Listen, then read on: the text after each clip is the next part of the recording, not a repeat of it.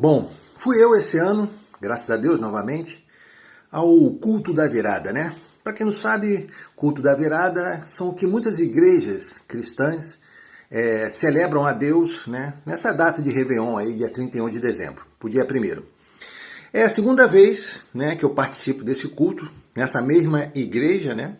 Nessa mesma congregação, só que no ano anterior eu ainda era membro dessa congregação, né? No ano anterior não, né? No ano retrasado. E nesse momento, né, do culto é dada a oportunidade a alguns irmãos e irmãs a contarem, né, dar um testemunho ou contarem a bênção que Deus deu, né, ou as bênçãos que Deus deu durante o ano que passou, né? E uma coisa me chamou muito a atenção, uma irmã, né, uma senhora, né, contou, né, que nesse ano passado a filha dela apresentou um problema em uma das vistas, já devido a um outro problema de saúde, né? Então, uma dessas vistas, né, ela já estava praticamente perdendo a visão, né?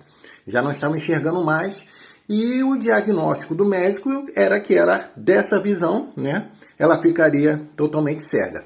E aí a mãe dela, sabendo disso, disse, né, orou e falou com Deus dessa forma: Senhor, eu não aceito que a minha filha fique cega.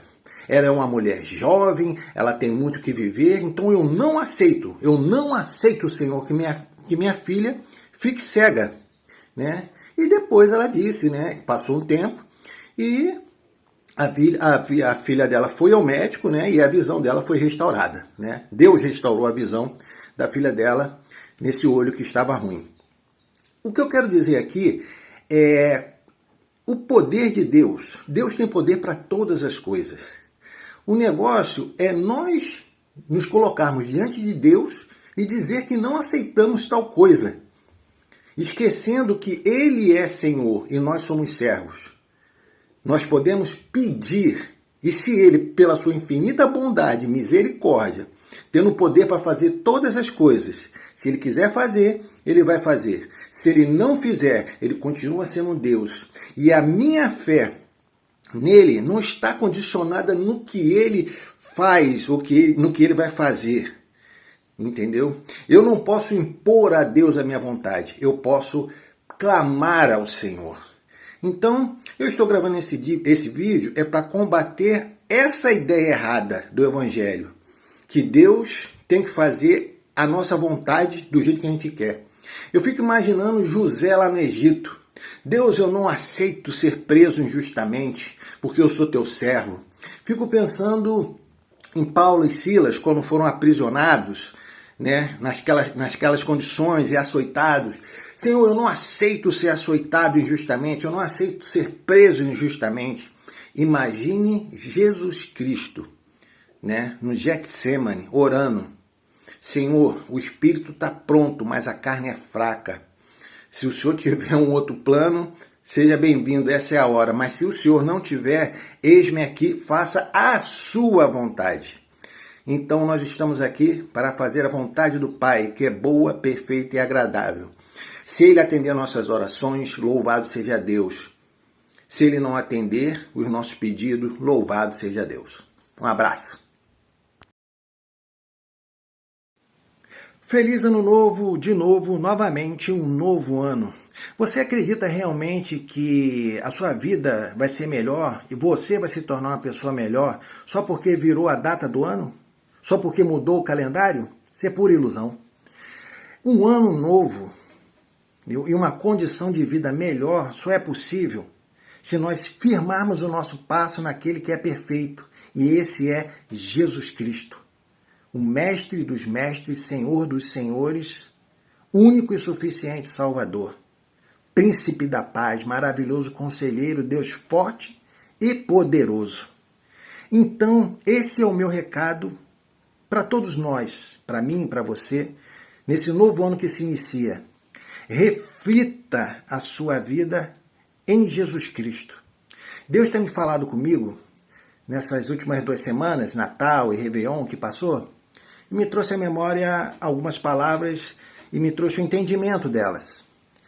Não se coloca vinho novo em odre velho. Odre era um compartimento que se usava antigamente para colocar vinho. Não se coloca remendo novo em roupas novas.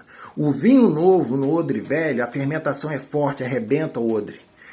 O pano novo, o remendo novo na veste antiga, ele vai puxar o tecido velho e vai criar um buraco maior. Então, nós precisamos mudar as nossas atitudes. Nós, seres humanos, eu, você, nós temos as nossas limitações, cometemos erros, falhamos, temos feridas a serem cicatrizadas dentro de nós. Isso tudo nós podemos corrigir em Jesus Cristo. Temos que deixar algumas pessoas de lado seguirem o caminho delas. Isso sem mágoa, sem ressentimento, sem indiferença e sem ódio. Simplesmente entendendo que elas não fazem mais parte da nossa caminhada. E elas estão, nesse momento, confortáveis na vida que elas estão. E isso vai nos atrasar. E continuemos orando por essas pessoas, para que Deus as abençoe.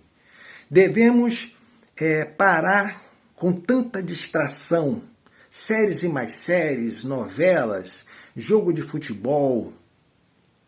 Estou falando de exacerbadamente dedicarmos tempo demais a isso e não aquilo que é mais importante. Estarmos com Deus na sua presença, meditando, orando e fazendo o bem. A alegria de fazer o bem. Adorar a Deus em primeiro lugar, servir ao seu reino e amar ao próximo, como a nós mesmos. Feliz 2026. Até mais.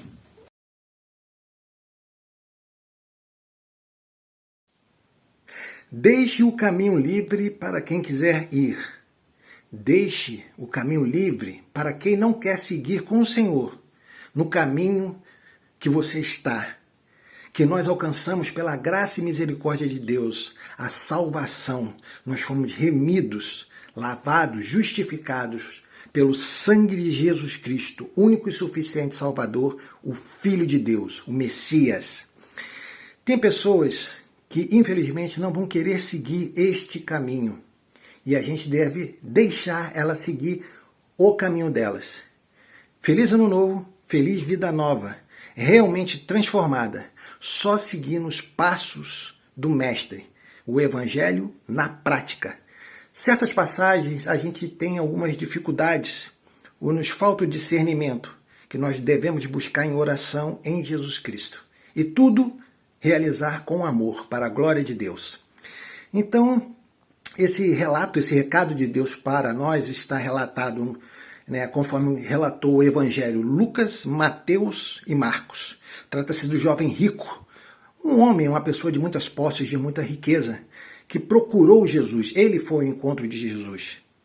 E conforme relatou Marcos e também Mateus, ao encontrar Jesus, ele se ajoelhou, se prostrou diante de Jesus, reconhecendo assim a grandiosidade de Jesus Cristo.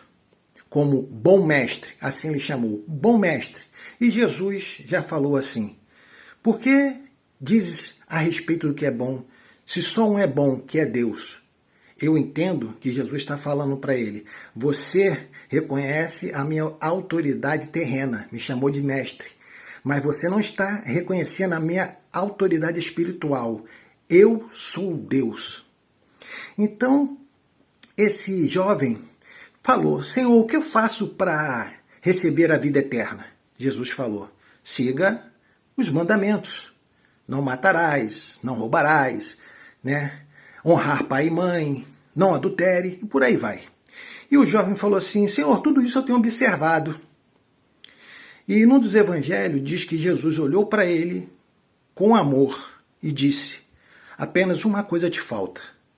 Vai, vende tudo o que tens, distribua aos pobres e segue-me. Aquele homem estava com as posses terrenas, no reino terreno material. E Jesus propôs a ele: se você quer a vida eterna, foi o que ele perguntou a Jesus Cristo, o que faço para herdar a vida eterna? Na vida eterna, você não vai precisar de nada disso. Vai precisar apenas me seguir. Você tem ideia nos evangelhos, né, está relatado que esse homem, esse jovem, ficou muito triste e deixou de seguir Jesus. Aliás, não seguiu Jesus e foi embora. Jesus deixou ele seguir o seu caminho. Você tem a ideia que, de repente, possivelmente, aquele homem seria um dos apóstolos de Jesus Cristo? E justamente aquilo que ele foi procurar em Jesus Cristo, o reino dos céus, naquele momento, pelo menos, ele deixou para trás. Então, esse é o recado de Deus para todos nós.